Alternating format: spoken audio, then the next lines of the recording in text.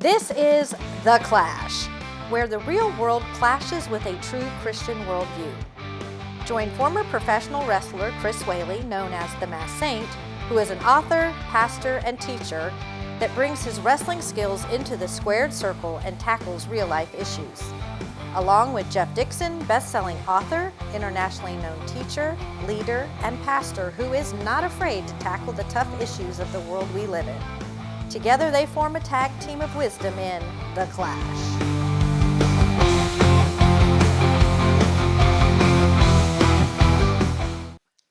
Hi, and welcome once again to The Clash. That's the show where we take our Christian worldview and allow it to clash into the culture around us. I'm Jeff Dixon, and I'm joined by Chris Whaley. Yes, sir. How are you? Man, better than I deserve. I tell you, if I got what I deserved, I'd probably be taken out and shot at sunrise. I'm just so glad that I don't get what I deserve. That's good. Yeah, we won't, and we wouldn't put that on TV anyway. No. But in this episode, we're going to talk about a topic that seems kind of silly, but there's a serious edge to it. And the topic is it okay for Christians to have fun? Yeah. And as a side note, what's up with those Christian superstitions? Oh, yeah. We got a lot of them. Well, I'm sure that none of our audience does. So this really is a conversation just for you and I to have. No, they're high-rate audience. So They are no, indeed. they wouldn't have that. But I mean, I think that it is, this for me, as a kid growing up, this is the question that was burning in every back row Baptist mind. Yeah. Are we allowed to have fun? Yeah. And sometimes church didn't make Christianity sound like it was that much fun. No, before I became a Christian, it felt like to be a Christian, everything that you want to do, it has to be wrong. Yeah.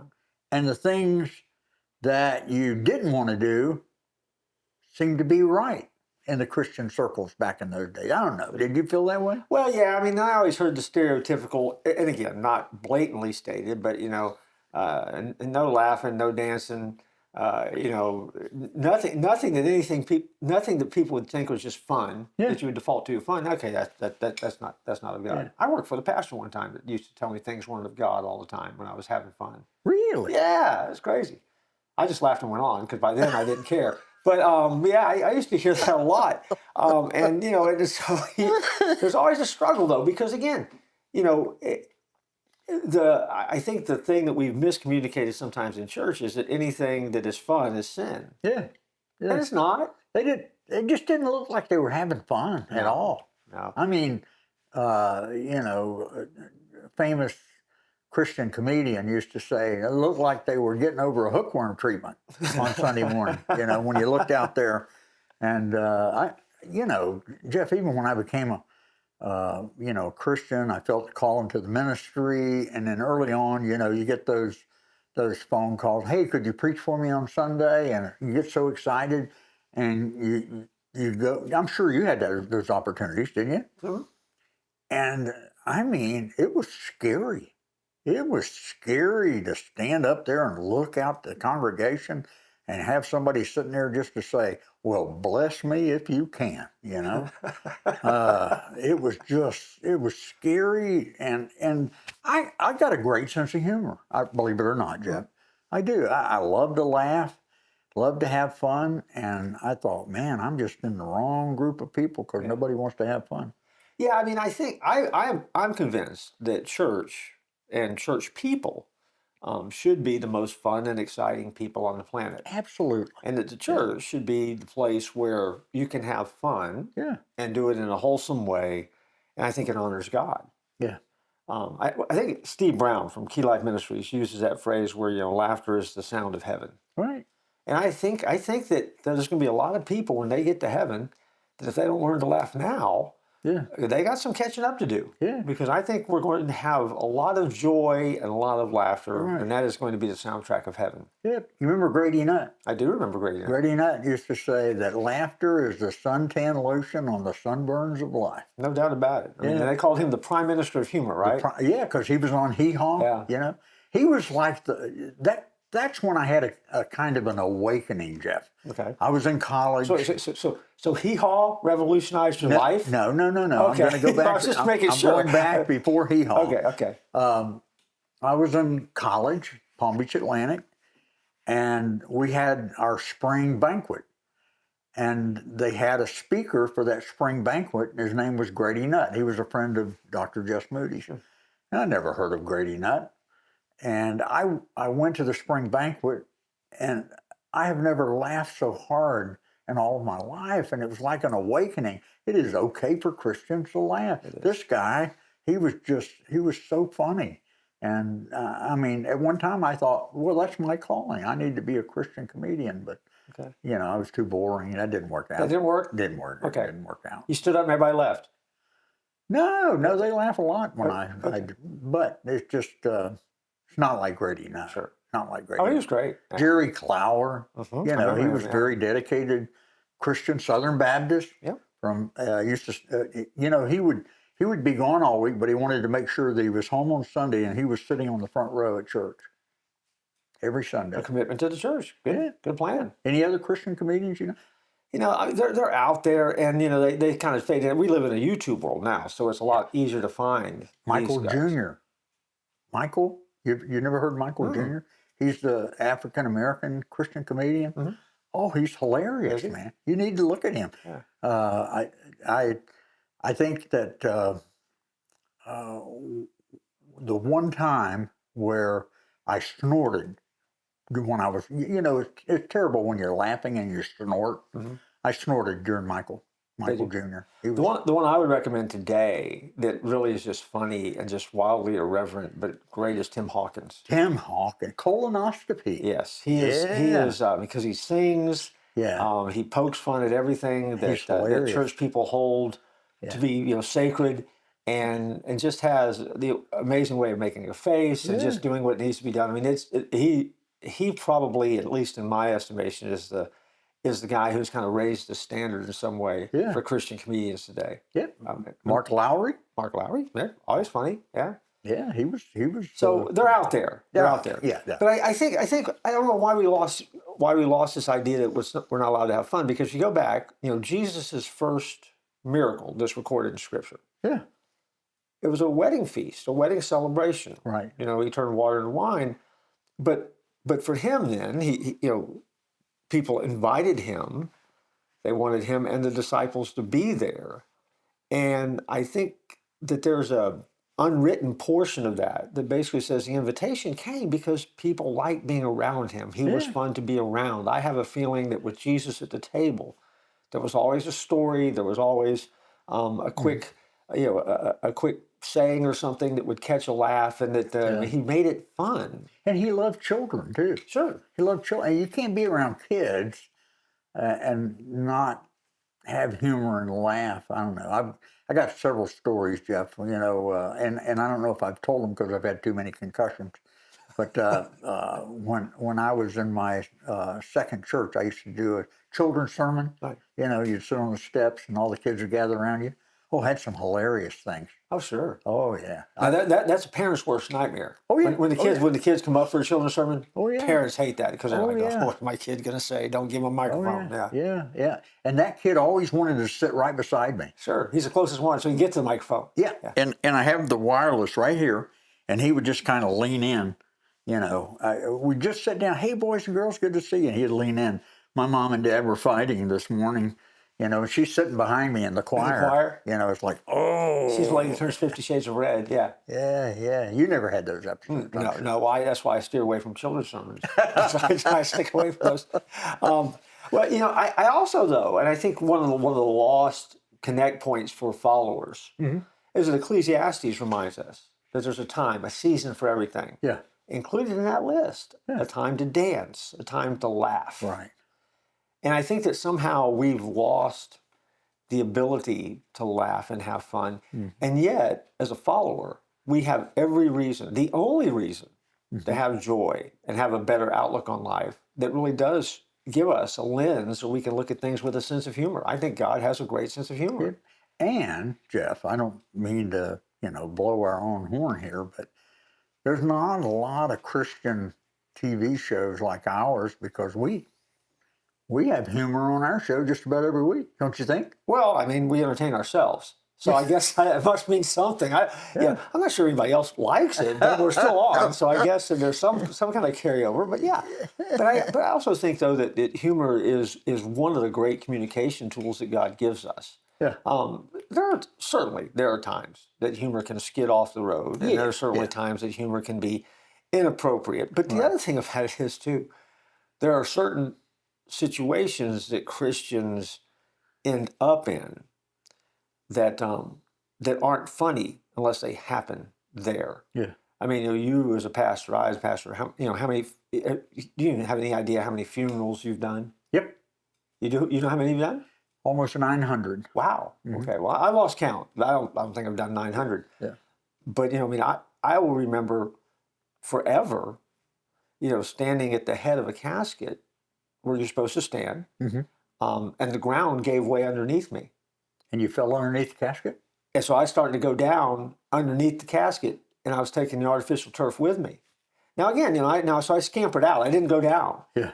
Well, after you get over the shock, though, that's wildly funny. Yeah. But that's not funny if it doesn't happen at a funeral. Yeah. Right? Now they walked away from the funeral remembering what happened that day. Yeah. And they have no idea what I said.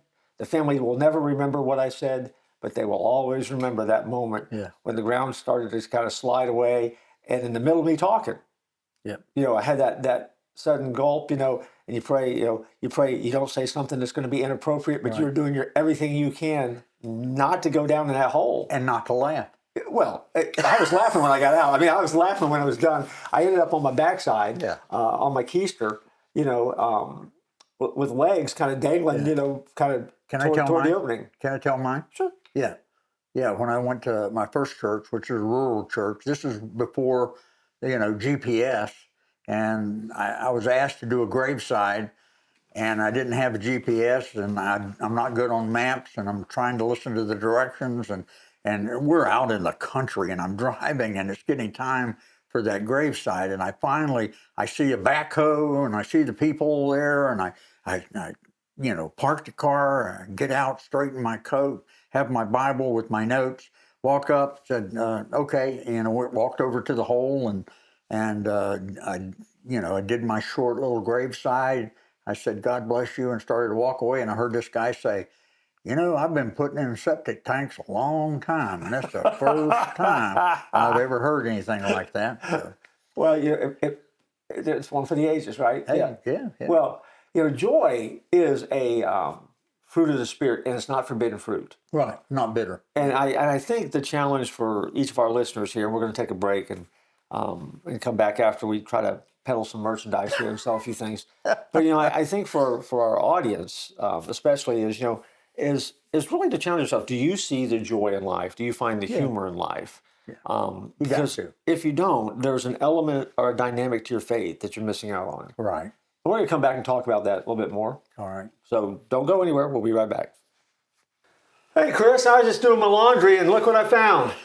Oh, my goodness, look at that. The Clash. The Clash t-shirt. I love that. You know what makes it so special? Why? Well, because this is the Clash TV show. This is our logo. This came out of my laundry bucket. That means that these t-shirts are available for everybody to buy. And that means that when you need to do some shopping, that special gift, think about it. Yep. You've been invited to a wedding. You need to buy a wedding present for the bride and groom. Wow. Matching Clash t-shirts. How awesome Every would that home be? needs that. When they have a baby, what do you want to get the baby? A onesie. A onesie, a Clash onesie. You can get that as well. Right. If you're looking for that extra special gift for a loved one, Right. you can go to the Clash store and get a Clash journal. You can get Clash magnets. You can get Clash widgets and gadgets and keychains. All of that is available. All you have to do is visit the Clash store. We live in a great day, Jeff. We do.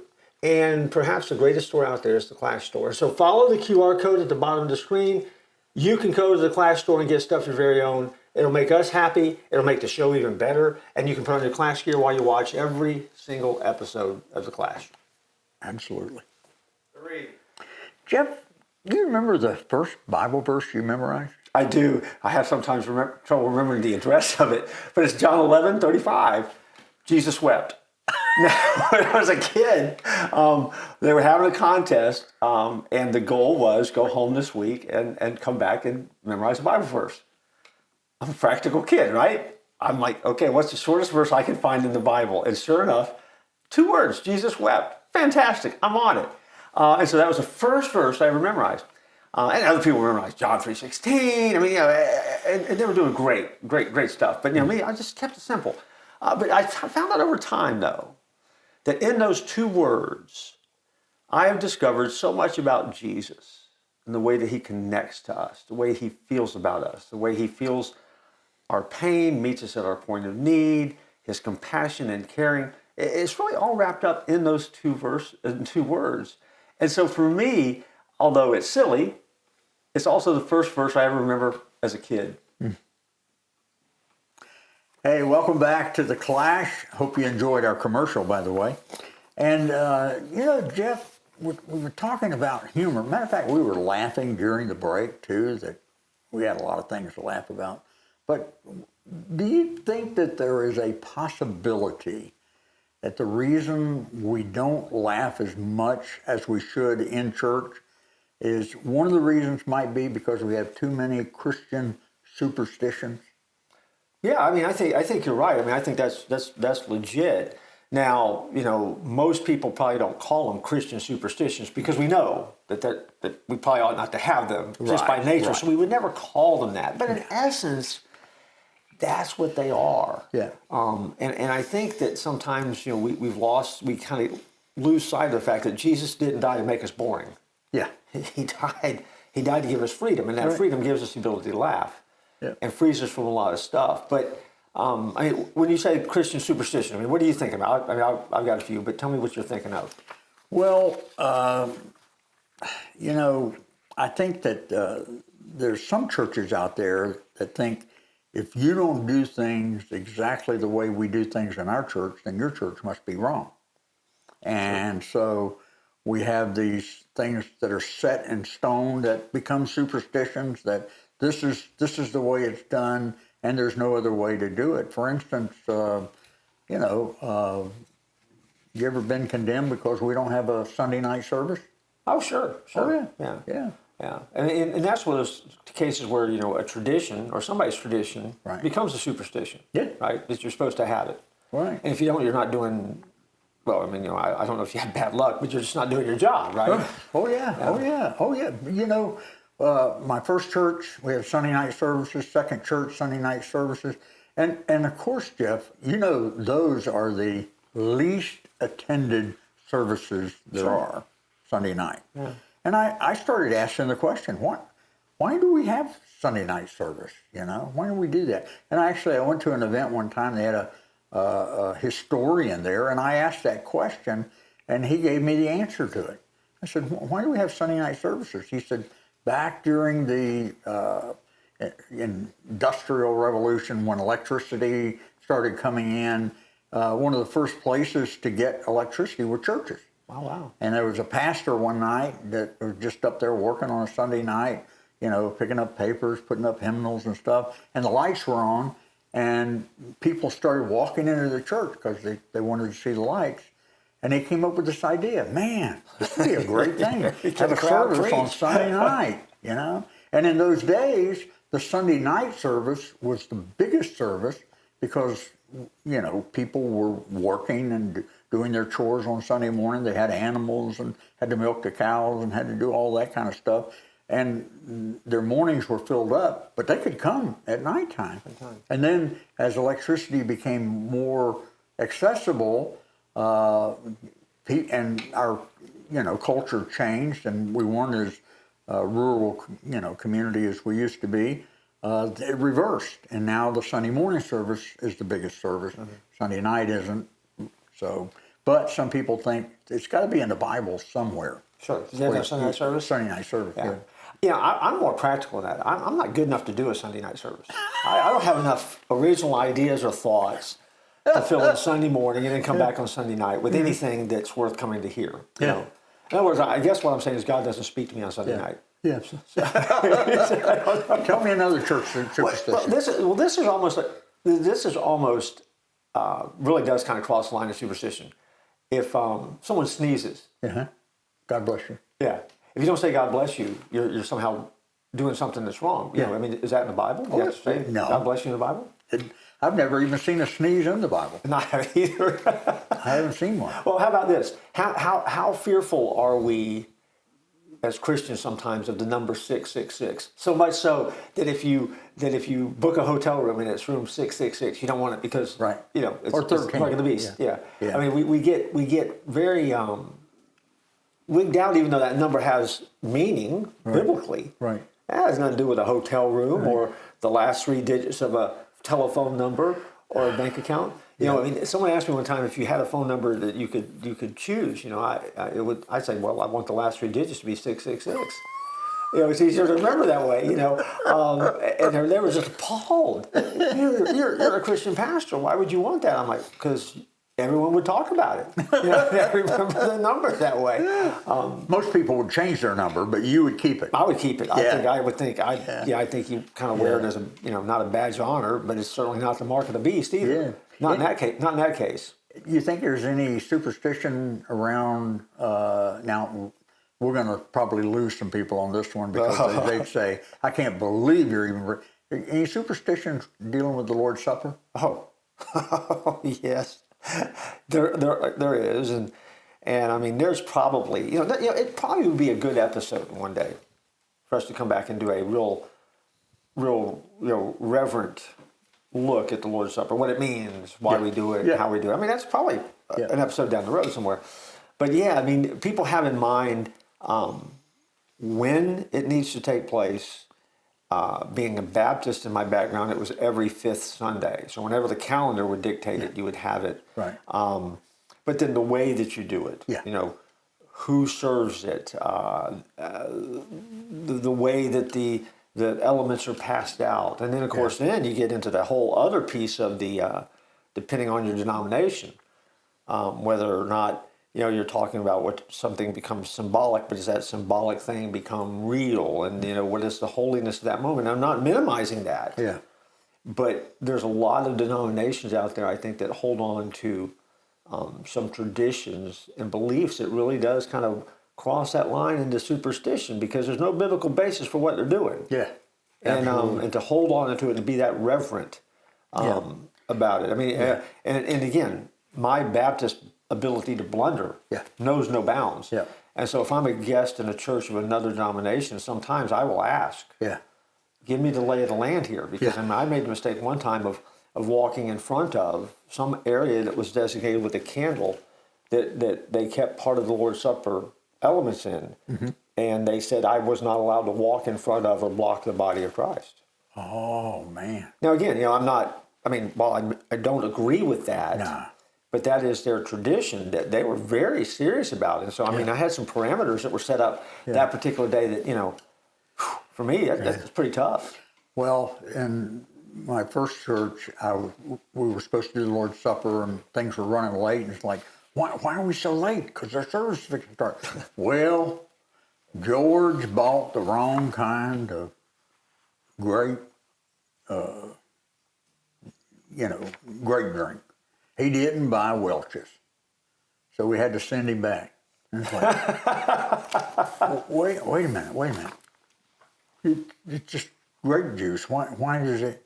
Well, it's got to be Welch's. We've always used Welch's grape juice, and he didn't get the right kind, so we had to send him back to get the right kind. Well, that's tough.